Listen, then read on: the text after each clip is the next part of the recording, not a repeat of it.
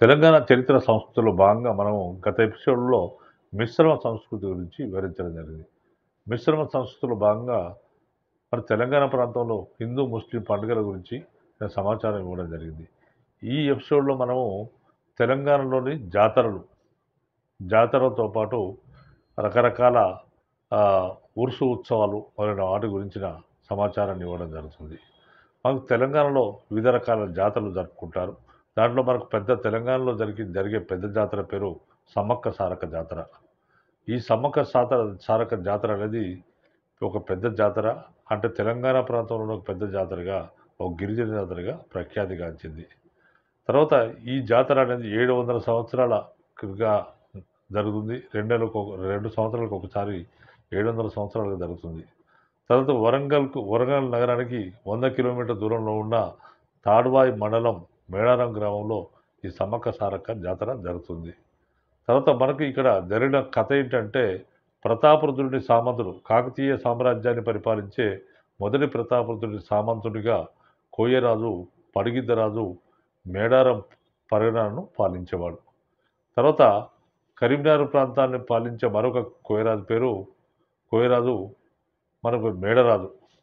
ఈ మేడరాజు అనేవాడు కరీంనగర్ అనే ప్రాంతాన్ని పాలించేవాడు. ఈ కోయరాజు తన కుమార్తె అయిన సమ్మక్కను ఈ మనకు మేడారాన్ని పరిపాలించే పడిగిద్దరాజుకు ఇచ్చి వివాహం చేయడం జరిగింది. వీరికి సారలమ్మ, నాగులమ్మ, జంపనలు అనే ముగ్గురు సంతానంగా జన్మించారు. తర్వాత వీరు కాకతీయులకు సామంతులు. ఈ విధంగా మనకు పడిగిద్దరాజు అయినా మేడరాజు ఇద్దరు కూడా కాకతీయులకు సామంతులుగా ఉండేవారు. అయితే మేడారంలో వరుస కరువు వచ్చింది. ఈ కరువుల వల్ల వీరు ప్రతి సంవత్సరం సామంతులుగా చెల్లించే కప్పం చెల్లించలేకపోయారు. ఈ విధంగా చెల్లించలేకపోయేటప్పటికీ కాకతీయ రాజులు ప్రతాపరుద్రుడు ఈ కోయరాజు పైకి తన సైన్యాన్ని పంపించాడు. ఆ విధంగా కాకతీయ సైన్యము ఈ మేడారంపైకి దండయాత్ర చేసింది. ఇక్కడ భయంకరమైన యుద్ధం జరిగింది ఇద్దరి మధ్యలో. ఈ యుద్ధంలో మనకు ఈ రాజు మేడారం రాజైన పడిగిద్దరాజు తన కుమార్తెలతో సహా మరణించడం జరిగింది. మరి ఆయన కుమారుడైన జంపన్న కాకతీయులతో పోరాడి గాయాలతో గాయపడి సంపంగ వాగులో పడి మరణించాడు. దీంతో ఈ వాగుకు జంపన్న వాగు అనే పేరు వచ్చింది. తర్వాత మరి యుద్ధంలో అపరకారిలో సమ్మక్క పోరాడుతుండగా ఒక కాకతీయ సైనికుడు బల్లెంతో ఆమెను వెనుక నుండి పొడవడంతో గాయపడి ఆమె ఈశాన్య దిశగా ఉన్న చిలకలగుట్టపైకి వెళ్ళి అదృశ్యమైనట్లు చెప్తారు. ఈ గిరిజనులు ఈ విధంగా మరి సమ్మక్క ఎటు వెళ్ళిందని చెప్పేసి గిరిజనులు అక్కడికి వెళ్ళి చూడగా ఆ చిలకల గుట్ట మీద నాగవృక్షం సమీపంలో వారికి కుంకుమ భరిణ లభించింది. వారు ఆ కుంకుమ భరిణనే సమ్మక్కగా భావించి పూజలు చేసేవారు. అది క్రమంగా జాతరగా మారిపోయింది. సమ్మక్క సారక్కలు తమ జాతి కోసం ప్రాణం త్యాగం చేశారని గిరిజనులు భావించారు. తర్వాత జాతర మొదటి రోజు కన్యపల్లి నుండి సారక్కను గద్దెకు తీసుకువస్తారు. రెండో రోజు చిలకలగుట్ట పైనుంచి గిరిజన పూజారులు సమ్మక్క దేవతను తీసుకువచ్చి గద్దెపై ప్రతిష్ఠిస్తారు. దీంతో ఈ జాతర ఊపందుకుంటుంది. మూడో రోజున గద్దెలపై ప్రతిష్ఠితులైన సమ్మక్క సారక్క దేవతలను జంపన్న వాగులో స్నానమాచరించిన భక్తులు దర్శించుకొని ఈ దేవతలకు నగలు, బంగారము, వెండి, బెల్లము, కొబ్బరికాయలు, చీరలు సమర్పించుకుంటారు. పిల్లల నుంచి పెద్దల వరకు త్రాసులో తూకం వేసి అంతే మొత్తం బెల్లాన్ని బంగారం పేరుతో కొనుగోలు చేసి దేవతలకు బంగారం పేరుతో గద్దెల వద్ద దేవతలకు నివేదిస్తారు. ఈ సందర్భంగా కోళ్ళు, గొర్రెలను బలిస్తారు. తర్వాత 4వ రోజు ఆవాహనం పలికి సాయంత్రం అమ్మవార్లిద్దరినీ వనప్రవేశం చేయిస్తారు. దీంతో జాతర ముగుస్తుంది. మేడారానికి 10 కిలోమీటర్ల దూరంలో గల బయ్యక్కపేట గ్రామానికి చెందిన గిరిజనుల చేత మొదటిసారిగా జాతర జరపబడింది. మరి ఈ సమ్మక్క సారక్క దేవతలకు పూజారులుగా గిరిజన పూజారులు ఉంటారు. వారు 12 కుటుంబాల వారు పూజారులుగా వ్యవహరిస్తున్నారు. తర్వాత ఈ జాతరలో జంతువులను పూజించడం ఆచారంగా ఆకారం నుంచి వస్తుంది. మనకు సమ్మక్కకు ఓ, జ- నాగస్వరము కనబడితే సమ్మక్కగా పూజిస్తారు. తర్వాత సారక్కకు పెద్ద పులి కనిపిస్తే సారక్కగా భావిస్తారు. తర్వాత పడిగిద్దరాజుకు తాబేలు సంకేతాలుగా ఉంటాయి. వాటిని నేటికి కూడా పూజిస్తారు. ప్రభుత్వము ఆంధ్రప్రదేశ్ ప్రభుత్వం 1968 సంవత్సరం నుండి ఈ జాతరను దేవాదాయ శాఖ పరిధిలోకి తెచ్చింది. ఈ జాతరను ఆసియాలోనే పెద్ద జాతరగా యునెస్కో గుర్తించింది. ఐక్యరాజ్య సంబంధించిన యునెస్కో గుర్తించింది. ఆంధ్రప్రదేశ్ ప్రభుత్వము 1996 సంవత్సరం ఫిబ్రవరి 1వ తేదీన సమ్మక్క సారక్క జాతరను రాష్ట్ర పండుగగా గుర్తించింది. దేశవ్యాప్తంగా 2 కోట్ల మంది భక్తులు ఈ జాతరకు వస్తుంటారు. తెలంగాణలో రెండో పెద్ద జాతర ఏంటంటే గొల్లగట్టు లేదా పెద్దగట్టు జాతరగా ప్రసిద్ధిగాంచింది. పెద్దగట్టు లేదా గొల్లగట్టు జాతర మనకు సూర్యాపేట పట్టణ కేంద్రానికి, సూర్యాపేట జిల్లా కేంద్రానికి సమీపంలోని దురాజ్పల్లి వద్ద జరుగుతుంది. ఇది తెలంగాణలో రెండో అతిపెద్ద జాతరగా ప్రసిద్ధి చెందింది. యాదవుల కులదైవమైన లింగమంతుల స్వామికి పూజలు చేస్తారు. లింగమంతుల స్వామి అంటే శివుడు.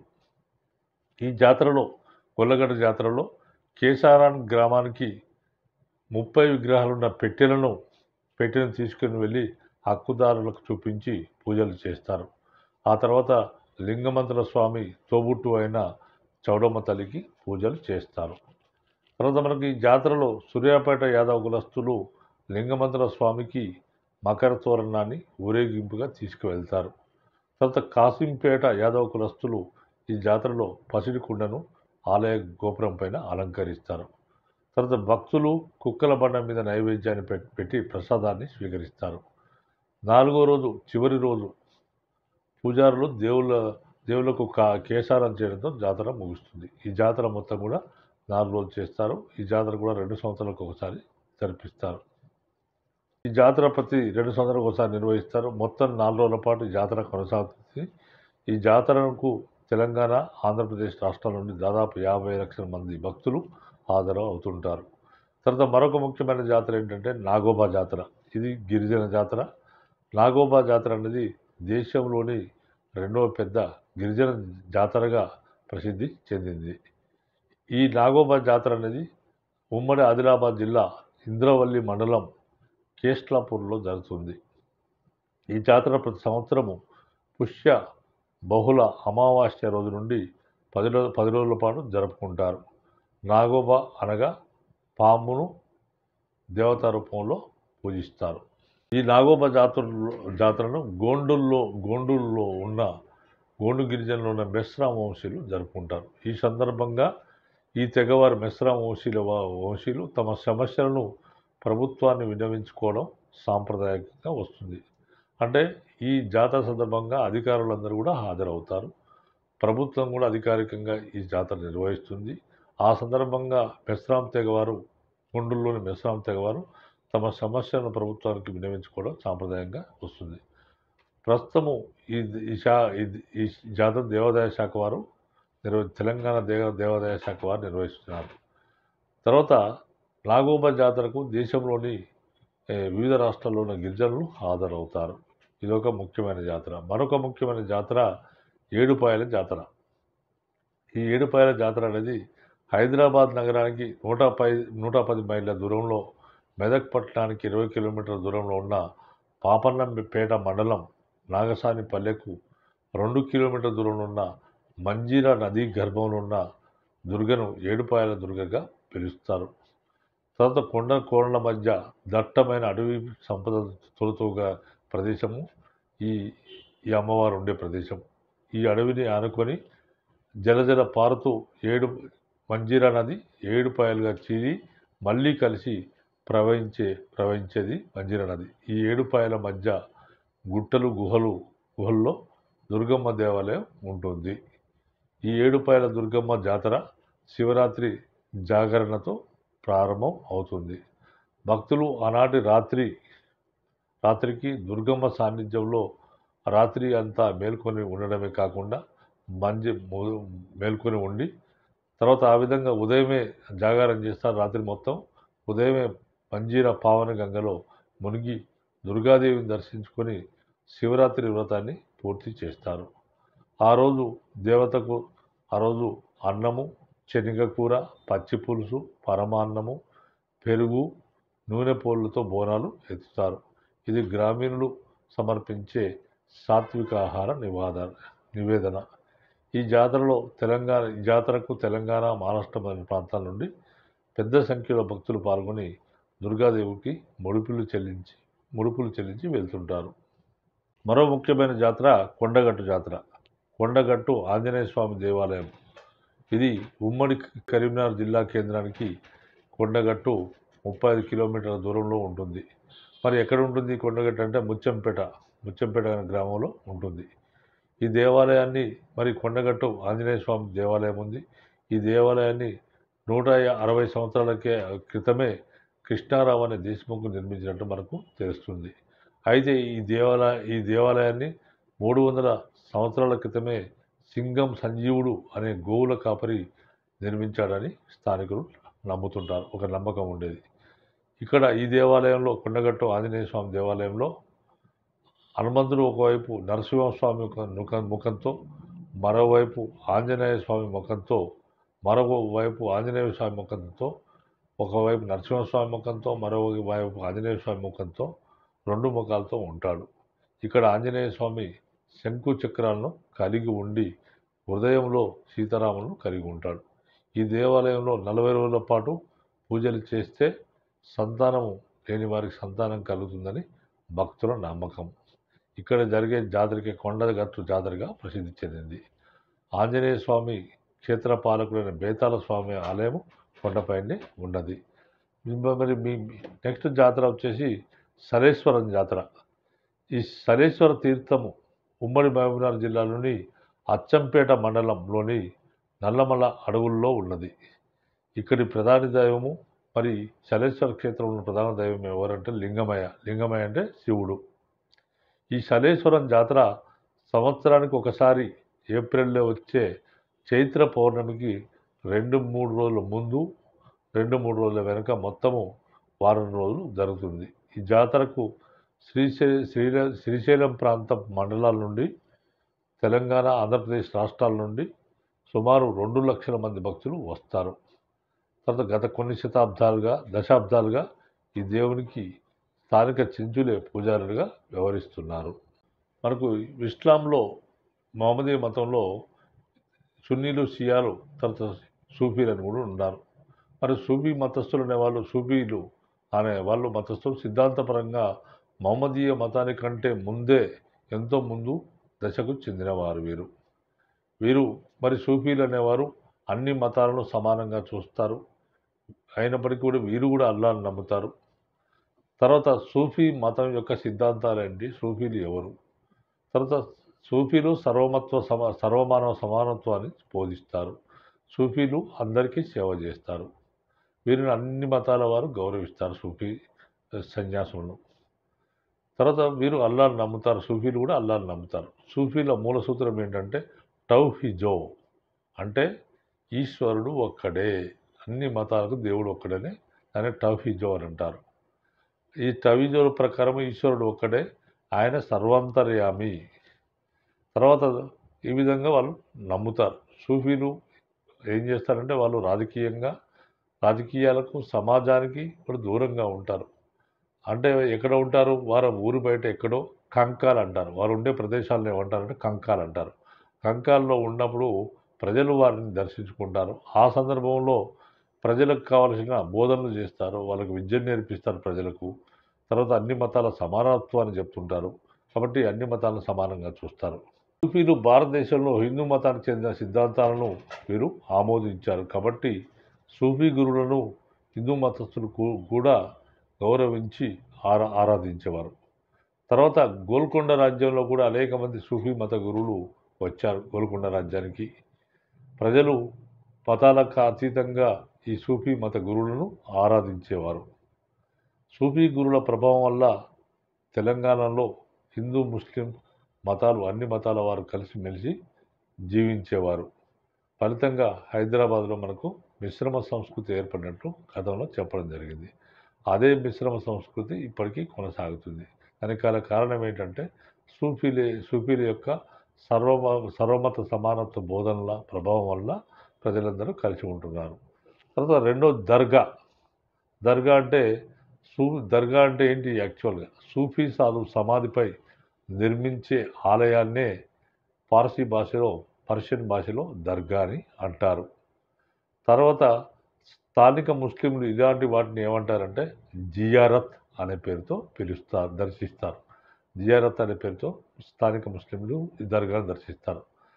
తర్వాత సాధారణంగా మనకు దర్గాకు అనుబంధంగా మసీదులు, గోష్ఠి మందిరాలు, మదర్సాలు, ఉపాధ్యాయుడు లేక నిర్వాహకుడి నివాస గృహము, ఆసుపత్రి, సమాజ ప్రయోజనాలు నిర్వహించే ఇతర భవనాలు కూడా ఉంటాయి. తర్వాత పార్సీ భాషలో దర్గా అంటే ప్రవేశ ద్వారము లేదా గుమ్మం అని అర్థము. తర్వాత మరి ఈ విధంగా దర్గాలను ఎందుకు సందర్శిస్తారు? దర్గా అనేది ముస్లిం సాధువు యొక్క సమాధి పైన నిర్మించాలని దర్గా అంటారు. మరి అక్కడ సమాధి ఉంటుంది. తర్వాత ఈ విధంగా మరణించిన సాధువు ఆశీర్వాదం పొందడానికి దర్గాను ప్రజలు దర్శించేవారు. తమ పక్షాన దేవునికి ఆయన అంటే ఎవరైతే సూఫీ సన్యాసి ఉన్నాడో ఆయన దర్శిస్తే తమ పక్షాన తమ కోరికలను దేవునికి పంపుతాడనే నమ్మకంతో ప్రజలు దర్గాలను దర్శించేవారు. ఆ విధంగా దర్గాలు ప్రవేశ ద్వారాలని చాలామంది ముస్లింలు విశ్వసిస్తారు. ఉర్సు ఉత్సవాలు. సూఫీ సాధుల వర్ధంతినే ఉర్సు ఉత్సవంగా ప్రజలు జరుపుకుంటారు. కాబట్టి మరి ఉర్సులో పాల్గొనకపోతే అనర్థాలు జరుగుతాయనే భయం ఆనాటి ప్రజల్లో ఉండేది. కాబట్టి కులమతాలకు అతీతంగా ప్రజలందరూ కూడా భక్తి ప్రపత్తులతో ఉర్సు ఉత్సవాల్లో పాల్గొనేవారు. ఈ సందర్భంగా ఆనాటి ప్రభుత్వాధికారులు దర్గాకు మరమ్మతులు చేయించేవారు. మరి ఉర్సు ఉత్సవాల సందర్భంగా ఎలాంటి పూజా విధానాన్ని ప్రజలు సాగిస్తారు అంటే దర్గాలో ఏ విధంగా పూజా విధానం ఉంటుందంటే దర్గాలో మనకు సూఫీ సాధు సమాధిగా ఉంటుంది. సాధు సమాధి పైన దర్గా నిర్మిస్తారు కాబట్టి దర్గాలో ఉన్న సూఫీ సాధు సమాధిని ముందుగా శుభ్రం చేస్తారు. శుభ్రం చేసి తర్వాత మంచి గంధాన్ని ఊరేగింపుగా తీసుకెళ్ళి దానిని సమాధిపై పూసి సమాధిపై వస్త్రాన్ని అలంకరించి పూలహారాలు సమర్పిస్తారు. తర్వాత ఖురాన్ పఠనము జరుగుతుంది. ఖురాన్ పఠనం తర్వాత పేదవారు ధనికులను తేడా లేకుండా అందరికీ దస్తర్ఖానా అంటే భోజనశాలలో ఒకే రకమైన భోజనాన్ని వడ్డించేవారు. తర్వాత ఈ ఉర్సు ఉత్సవాలు అనేవి ఎన్ని రోజులు జరుగుతాయంటే 3-4 రోజుల పాటు జరుగుతుండేవి. ప్రజలు దర్గాను దర్శించి తమ కోరికలను మొక్కులను తీర్చుకునేవారు. తమ కుమారుల తలలను సమాధి కానించి పూజలు చేస్తారు. మరి ఈనాటి ఫకీర్లు అంటే సన్యాసులు ఇక్కడ ప్రత్యేక ఆకర్షణగా ఈ దర్గాలో ప్రత్యేక ఆకర్షణగా ఉండేవారు. ఈ సందర్భంగా సంగీత కార్యక్రమాలు తర్వాత కవ్వాలీలు జరిగేవి. అంటే సాహిత్య గోష్ఠులు కవ్వాలీలు జరిగేవి. ప్రజలు సాంప్రదాయక దుస్తులు ధరించేవారు. దానిలో భాగంగా తలపాగాలు టోపీలు ధరించి చేతిలో జపమాలతో రాత్రింబవళ్ళు ప్రత్యేక ప్రార్థనలు చేసేవారు. మరి ఈ విధంగా దర్గాల్లో మనకు ఉర్సు ఉత్సవాలను చేస్తారు. సూఫీ సాధువుల సమాధులను పూజిస్తే మంచి జరుగుతుందనే ఒక గొప్ప నమ్మకం ప్రజల్లో ఉండేది. మరి ముఖ్యమైన ఉర్సు ఉత్సవాలు మరి సూఫీ సెయింట్స్కు ఉర్సు ఉత్సవాలు జరిపేవారు. ఈ ఉర్సు ఉత్సవాలు ఎక్కడెక్కడ జరిగేవంటే దావూద్ సాహెబ్ ఉర్సు అనేది హైదరాబాద్ నగరంలో జరిగేది. తర్వాత రెండోది యూసుఫ్ షరీఫ్ సాహెబ్ ఉర్సు అనేది హైదరాబాద్ నగరంలో జరిగేది. తర్వాత మూడోది పైడి షరీఫ్ ఉర్సు అనేది హైదరాబాద్ సమీపంలోని మౌలాల్లో జరిగేది. తర్వాత నాలుగోది ఖ్వాజా బంద్ నవాజ్ ఉర్సు అనేది గుల్బర్గా నగరంలో జరిగేది. నెక్స్ట్ ఇంపార్టెంట్ ఫెస్టివల్ ఏంటంటే మొహరం.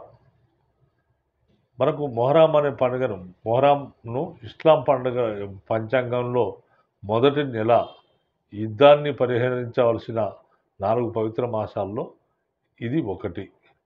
తర్వాత రంజాన్ తర్వాత ముస్లింలకు ఇదే పవిత్ర మాసము.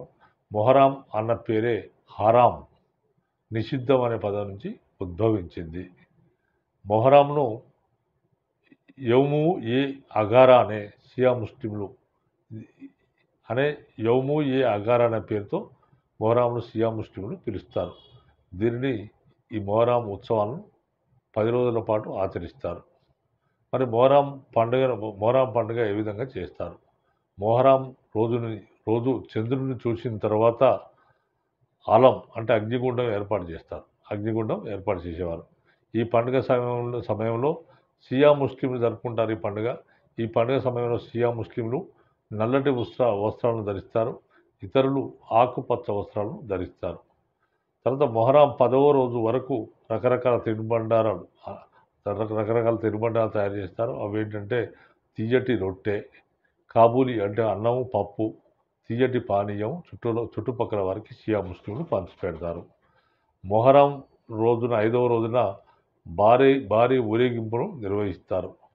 10వ రోజున తమ ఇమాం హుస్సేన్ బలిదానం చేశాడు కనుక ఆ దినాన్ని ఇస్లాంలోని షియా షాకీలు శోక దినంగా పాటిస్తారు. తర్వాత మొహరం పండుగను హిందూ ముస్లింలు తెలంగాణ ప్రాంతాల్లో పీరీల పండుగ జరుపుకుంటారు. తర్వాత మనకు అసర్ ఖానాలు అనే మరొక ముఖ్య నిర్మాణాలు ఉంటాయి. అసర్ ఖానా అంటే ఏంది? అసర్ ఖానాలను ఇయంబారా, బర్గా, అలావా, దర్గాలు అని కూడా పిలుస్తారు. అసర్ ఖాన్ అనే నిర్మాణాలు ఉంటాయి ఈ కాలంలో. వాటిని ఏమంటారు? అసర్ ఖానాలు అంటారు. వాటినే ఇయంబారా అంటారు, బర్గా అంటారు, అలావా అంటారు, దర్గాలను కూడా పిలుస్తారు. అసర్ ఖానా అనేది ఇమాం హుస్సేన్ ధరించిన జెండాల సాంప్రదాయ నకలను భద్రపరిచే ఆలయము. ఇమాం హుస్సేన్ అంటే ఇక్కడ ఇమాం హుస్సేన్ ధరించిన జెండాల సాంప్రదాయం అంటే యుద్ధంలో ఆయన ధరించిన జెండాల సాంప్రదాయ నకలను భద్రపరిచే ఆలయాన్ని మనకు అసర్ ఖానాలు అని అంటారు.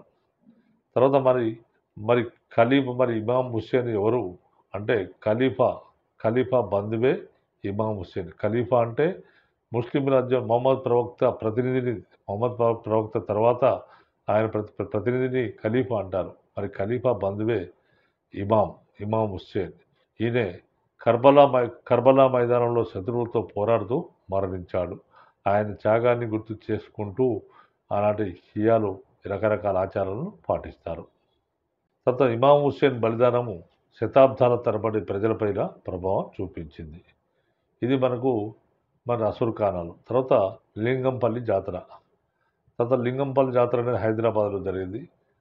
కోహా మౌలాలి ఉరుసు ముగిసిన అంటే మౌలాల్లో ఒక ఉరుసు ఉత్సవం జరిగేది దర్గాకు.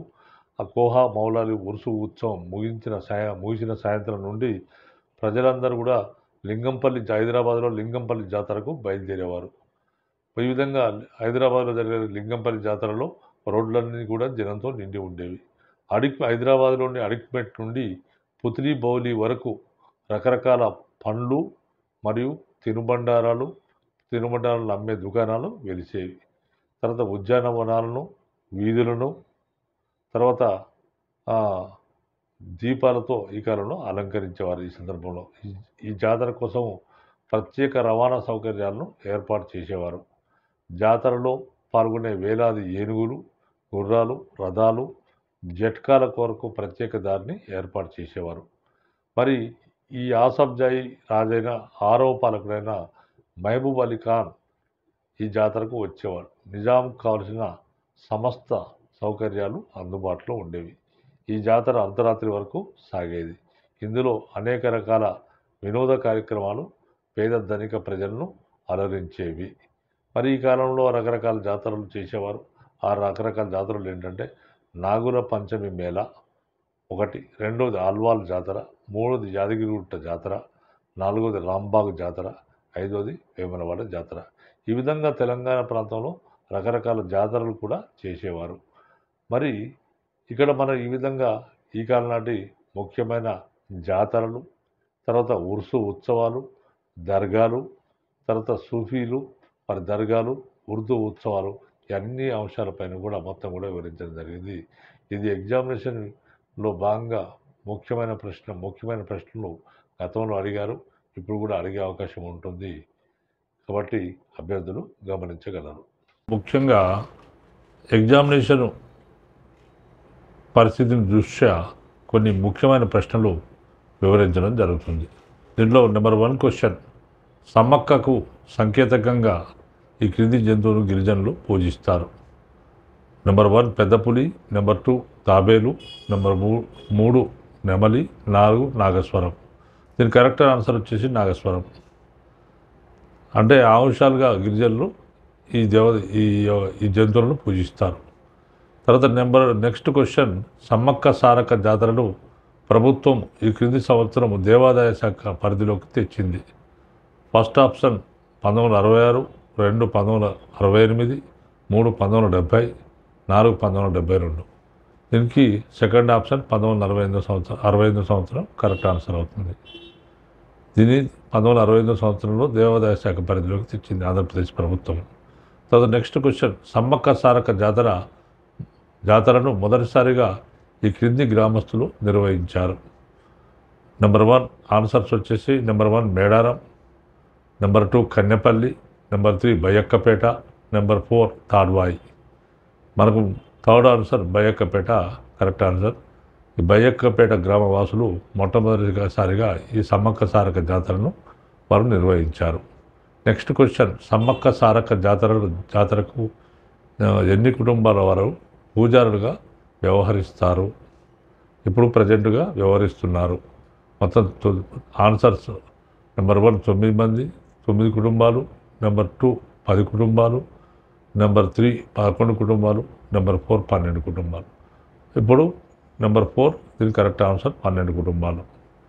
తర్వాత నెక్స్ట్ క్వశ్చన్, ఉమ్మడి ఆంధ్రప్రదేశ్ ప్రభుత్వము ఈ క్రింది సంవత్సరంలో సమ్మక్క సారలమ్మ జాతరను రాష్ట్ర పండుగగా గుర్తించింది.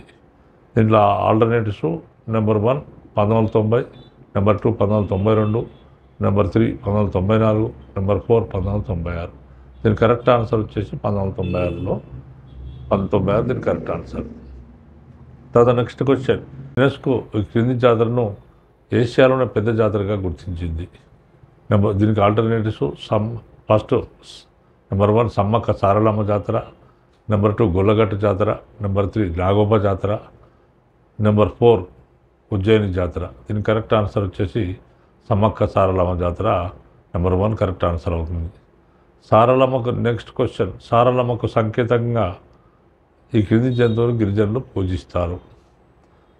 దీనికి ఆల్టర్నేటివ్స్ నెంబర్ 1 చిరుతపులి, నెంబర్ 2 నాగుపాము, నెంబర్ 3 పెద్ద పులి, నెంబర్ 4 తాబేలు. దీని కరెక్ట్ ఆన్సర్ వచ్చేసి నెంబర్ 3 పెద్ద పులి.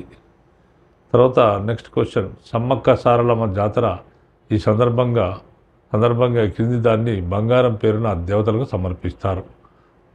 నెంబర్ 1 దీనికి ఆల్టర్నేటివ్స్ నెంబర్ 1 బంగారము, నెంబర్ 2 బెల్లం, నెంబర్ 3 కొబ్బరికాయలు, నెంబర్ 4 బట్టలు. దీని కరెక్ట్ ఆన్సర్ వచ్చేసి బెల్లాన్ని బంగారం పేరుతో సమర్పిస్తారు. తర్వాత నెక్స్ట్ క్వశ్చన్, గొల్లగట్టు జాతరలో ఈ దేవుడిని పూజిస్తారు. ఈ క్రింది దేవుడిని గొల్లగట్టు జాతర సందర్భంగా పూజిస్తారు. దీనికి ఆల్టర్నేటివ్స్ నెంబర్ 1 లింగమంతులు, నెంబర్ 2 నాగేంద్రుడు, నెంబర్ 3 విష్ణువు, నెంబర్ 4 కార్తికేయుడు. తర్వాత దీనికి కరెక్ట్ ఆన్సర్ వచ్చేసి నెంబర్ 1 లింగమంతుల దేవుడిని వీరు గొల్లగట్టు జాతరలో పూజిస్తారు. నెక్స్ట్ క్వశ్చన్, గొల్లగట్టు జాతర ఈ క్రింది ప్రదేశంలో జరుగుతుంది. Number 1 alternatives number 1 Durajpalli, number 2 Muchampalli, number 3 Gollavada, number 4 Lingampalli. దీనికి correct answer Durajpalli correct answer అవుతుంది నెంబర్ 1. నెక్స్ట్ క్వశ్చన్, గొల్లగట్టు జాతరలో ఈ క్రింది గ్రామస్తులు ఆలయ గోపురంపై పసిడి కుండను అలంకరిస్తారు. దీనికి కరెక్ట్ ఆల్టర్నేటివ్స్ వచ్చేసి number 1 Suryapet, number 2 Durajpalli, number 3 Kesaram, number 4 Kasimpet. దీని కరెక్ట్ ఆన్సర్ వచ్చేసి కాసింపేట నెంబర్ 4 ఆన్సర్ అవుతుంది. తర్వాత నెక్స్ట్ క్వశ్చన్, నాగోబా జాతరను ఈ క్రింది వారు జరుపుకుంటారు. నెంబర్ 1 మెస్రం వారు, నెంబర్ 2 రాజగోండులు, నెంబర్ 3 గుత్తికోయలు, నెంబర్ 4 పర్దానులు. దీని కరెక్ట్ ఆన్సర్ వచ్చేసి నెంబర్ 1 మెస్రం వారు. అంటే గోండుల్లో మెస్రం జాతి వారు నాగోబా జాతరను జరుపుకుంటారు. తర్వాత నెక్స్ట్ క్వశ్చన్, నాగోబా జాతర ఈ క్రింది ప్రదేశంలో జరుగుతుంది. తర్వాత దీనికి ఈ ప్రశ్నకు alternatives number 1 Marlavai, number 2 Dahegaon, number 3 Keslapur, number 4 Salvai. దీని కరెక్ట్ ఆన్సర్ వచ్చేసి నెంబర్ 3 కేస్లాపూర్ ఆన్సర్ అవుతుంది. తర్వాత నెక్స్ట్ క్వశ్చన్, ఏడుపాయల జాతర ఈ క్రింది ప్రదేశంలో జరుగుతుంది. దీనికి alternatives number 1 Nagasanipalle, number 2 Muchampet, number 3 Durajpally, number 4 Potharam. దీని కరెక్ట్ ఆన్సర్ వచ్చేసి మనకు నెంబర్ 1 నాగసానిపల్లె. ఏడుపాయల జాతర నాగసానిపల్లె సమీపంలో జరుగుతుంది. తర్వాత నెక్స్ట్ క్వశ్చన్, ఏడుపాయల జాతర ఈ క్రింది నదీ సమీపంలో నదీ గర్భంలో జరుగుతుంది. అదే ఏ నదీ గర్భంలో జరుగుతుంది అనేది ప్రశ్న. దీనికి ఆల్టర్నేటివ్స్ నెంబర్ 1 గోదావరి, నెంబర్ 2 భీమా, నెంబర్ 3 మంజీరా, నెంబర్ 4 ప్రాణహిత. దీనికి కరెక్ట్ ఆన్సర్ వచ్చేసి నెంబర్ 3 మంజీరా. అంటే మనకు మంజీరా నదీ గర్భంలో ఏడుపాయల జాతర జరుగుతుంది. తర్వాత నెక్స్ట్ క్వశ్చన్, కొండగట్టు దేవాలయం ఈ క్రింది ప్రదేశంలో ఉన్నది. 1 Jagtial, first alternative Jagtial, 2 alternative Dharmaram, 3 Muchampet, 4 ముచ్చంపల్లి. ఇక్కడ మన కరెక్ట్ ఆన్సర్ 3 ముచ్చంపేట అనే గ్రామంలో కొండగట్టు జాతర జరుగుతుంది. కొండగట్టు దేవాలయం కూడా అక్కడే ఉంటుంది. కొండగట్టు దేవాలయము ఈ క్రింది ప్రదేశంలో ఉందంటే ముచ్చంపేట కరెక్ట్ ఆన్సర్ అవుతుంది. తర్వాత ఈ ప్రశ్న గతంలో చాలాసార్లు అడగడం జరిగింది. తర్వాత నెక్స్ట్ క్వశ్చన్, కొండగట్టు ఆలయంలో క్షేత్రపాలకుడుగా ఈ కింది దేవుడు ఉంటాడు. దీనికి ఆల్టర్నేటివ్స్ శివుడు, నెంబర్ 1 శివుడు, నెంబర్ 2 విష్ణువు, నెంబర్ 3 ఆంజనేయుడు, నెంబర్ 4 బేతాళ స్వామి. దీనికి కరెక్ట్ ఆన్సర్ నెంబర్ 4 బేతాళ స్వామి. తర్వాత నెక్స్ట్ క్వశ్చన్, ఈ క్రింది వారు సలేశ్వర తీర్థంలో పూజారులుగా వ్యవహరిస్తారు. దీనికి ఆల్టర్నేటివ్స్ నెంబర్ 1 జంగములు, నెంబర్ 2 లింగాయతులు, నెంబర్ 3 చెంచులు, నెంబర్ 4 బ్రాహ్మణులు. దీనికి కరెక్ట్ ఆన్సర్ వచ్చేసి నెంబర్ 3 చెంచులు అవుతుంది. తర్వాత నెక్స్ట్ క్వశ్చన్, తౌహీజో అనగా అర్థం ఏమిటి? తౌహీజో అనగా అర్థం ఏమిటి అనేది ఇక్కడ ప్రశ్న. దీనికి ఆల్టర్నేటివ్స్ దేవుడు ఒక్కడే, 1 దేవుడు ఒక్కడే, నెంబర్ 2 సర్వమానవ సమానత్వం, నెంబర్ 3 మానవుడే దేవుడు, నెంబర్ 4 మానవ హక్కులు. దీని కరెక్ట్ ఆన్సర్ వచ్చేసి నెంబర్ 1 దేవుడు ఒక్కడే. తర్వాత నెక్స్ట్ క్వశ్చన్, దర్గా అనేది ఈ క్రింది భాషా పదము. దీనికి ఆల్టర్నేటివ్స్ ఫస్ట్ 1 సంస్కృతము, number 2 Urdu, number 3 Persian, number 4 Hindi. దీని కరెక్ట్ ఆన్సర్ వచ్చేసి నెంబర్ 3 పర్షియన్. దర్గా అనేది పర్షియన్ పదము. నెక్స్ట్ క్వశ్చన్, దర్గా అనగా ఏమిటి?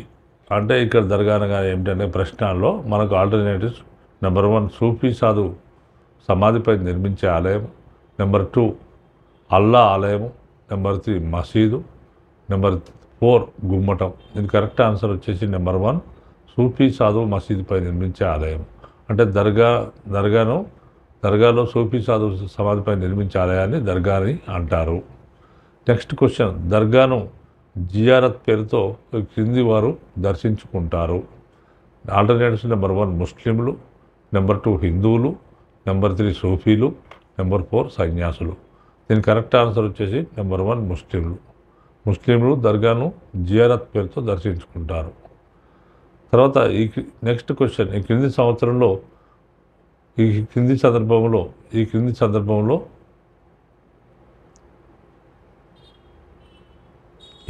సందర్భంలో ఉర్సు ఉత్సవం జరుపుకుంటారు. నెంబర్ 1 సూఫీల వర్ధంతి, ఆల్టర్నేటివ్స్లో నెంబర్ 1 సూఫీల వర్ధంతి సందర్భంగా, నెంబర్ 2 సూఫీల జన్మదినం సందర్భంగా, నెంబర్ 3 విద్యా ప్రదర్శన సందర్భంగా, నెంబర్ 4 మత ఉత్సవాల సందర్భంగా. మనకి ఇక్కడ కరెక్ట్ ఆన్సర్ వచ్చేసి నెంబర్ 1 సూఫీల వర్ధంతి సందర్భంగా జరుపుకుంటారు. నెక్స్ట్ క్వశ్చన్, పహడీ షరీఫ్ ఉరుసు ఉత్సవాలు ఈ క్రింది ప్రదేశంలో జరుగుతాయి. దీనికి alternatives number 1 Bidar, number 2 Gulbarga, number 3 Aurangabad, number 4 Moula Ali. దీని correct answer 4th 1 Moula Ali correct answer అవుతుంది. నెక్స్ట్ క్వశ్చన్, ఖ్వాజా బంద్ నవాజ్ ఉరుసు ఉత్సవాలు ఇక్కడ జరుగుతాయి. Number 1 Moula Ali, number 2 Parbhani, number 3 Gulbarga, number 4 Nanded. దీని correct answer number 3 Gulbarga. Next question, Muharram అనే పేరు ఈ క్రింది పదం నుండి ఉద్భవించింది? దీనికి ఆల్టర్నేటివ్స్ నెంబర్ 1 హారాం, నెంబర్ 2 నిహారా, నెంబర్ 3 కాబూలీ, నెంబర్ 4 దస్తర్. తర్వాత మనకు దీనికి కరెక్ట్ ఆన్సర్ నెంబర్ 1 హారాం. హారాం అనే పేరు నుంచి మొహరం ఉద్భవించింది. తర్వాత నెక్స్ట్ క్వశ్చన్, యము ఏ అగారా అని ఈ క్రింది పండుగను పిలుస్తారు? దాంట్లో దీనికి alternatives number 1 Milad Nabi, number 2 Eid-ul జుహా, number 3 షబీ Barat, number 4 Muharram. దీని కరెక్ట్ ఆన్సర్ వచ్చేసి మొహరాం కరెక్ట్ ఆన్సర్ అవుతుంది. తర్వాత నెక్స్ట్ క్వశ్చన్, ఇమాం హుస్సేన్ ధరించిన జెండాల నక్కలను భద్రపరిచే ఆలయాలు ఈ క్రింది విధంగా పిలుస్తారు? నెంబర్ 1 అసర్ఖానా, నెంబర్ 2 అఘారా, నెంబర్ 3 యము ఆలయము, నెంబర్ 4 ఇమాం ఆలయము. దీని కరెక్ట్ ఆన్సర్ వచ్చేసి అసర్ఖానా. నెక్స్ట్ క్వశ్చన్, మొహరం పండుగ సందర్భంలో ఈ క్రింది రోజు షియా ముస్లింలు భారీ ఊరేగింపును నిర్వహిస్తారు? తర్వాత దానిలో ఆల్టర్నేటివ్స్ నెంబర్ 1 3వ రోజు, నెంబర్ 2 5వ రోజు, నెంబర్ 3 ఆల్టర్నేట్స్ 7వ రోజు, నెంబర్ 4 ఆల్టర్నేట్ 10వ రోజు. మన కరెక్ట్ ఆన్సర్ 5వ రోజుగా అని దీని కరెక్ట్ ఆన్సర్ అవుతుంది. ఇయాంబారా అనగానేమి? దీనికి ఆల్టర్నేట్స్ నెంబర్ 1 నల్లటి వస్త్రం, నెంబర్ 2 అసర్ఖానా, నెంబర్ 3 అగ్రా మసీద్, నెంబర్ 4 హారాం. దీని కరెక్ట్ ఆన్సర్ నెంబర్ 2 అసర్ఖానా. నెక్స్ట్ క్వశ్చన్, ఈ క్రింది వ్యక్తి త్యాగం పైన మొహరాంను నిర్వహిస్తారు? దీనికి alternatives first 1 Imam Hussain, number 2 Banda Bahadur, number 3 Dawood Saheb, number 4 Khwaja Banda Nawaz. దీని కరెక్ట్ ఆన్సర్ వచ్చేసి నెంబర్ 1 ఇమాం హుస్సేన్.